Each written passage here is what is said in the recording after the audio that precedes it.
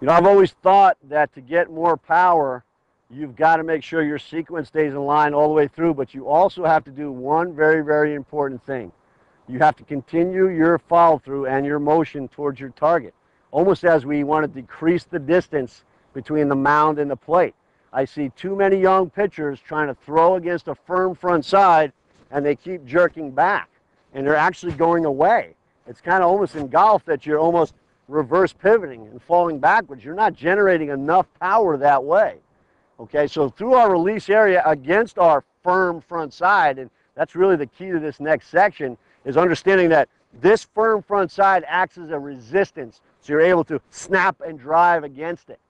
Okay, and as we do that and we finish through, we want to notice that our backside releases up against our front side and falls off into a proper fielding position. But once again, it really is, the emphasis is on the generation against the front side and into a follow-through that gets us up against the front side and not backing us away from the front side. Okay, so what we're going to do right now is going to kind of show you from right here. Come on over here and utilize this as your pitching mound right here. Okay, and what you're going to try to see her do from this angle, and she's going to come at you and she's just going to hold, and I'll probably help her hold her position on figure four, and then she's going to turn that way and throw.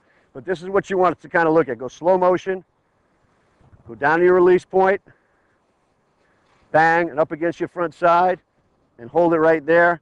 Okay, and really when you're pitching, you generate, and you're almost to that point where you can stay right there. And you can see that right here, this is why we call it a figure four finish, because it looks like a figure four. Okay, but other than that, really the drag goes up against, just like you're throwing overhand. Relax. Just like you'd be throwing overhand, you notice that I've got to release my backside.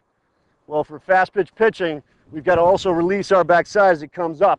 We get ourselves in a proper fielding position. That's a figure four, and it helps us get into that proper fielding position. So going this way, you'll see that she gets up against the front side as best she can. Go ahead, nice and smooth, about 75% right now. Boom, good. And now just a little bit more against your front side. You got on it pretty good, now get against it, okay? The big difference between getting on and getting against. There's getting down on, there it was, that was great. Okay, and you'll notice that, and then she plays for me, and we've always been through this kind of stuff. That's a big point of emphasis for her to get maximum power and movement at the end of her pitches. If we back off here, we're going to lose that extra distance. Okay, if we get here, we're going to get a lot of power at the end of our pitch and a lot of movement at the end of our pitch.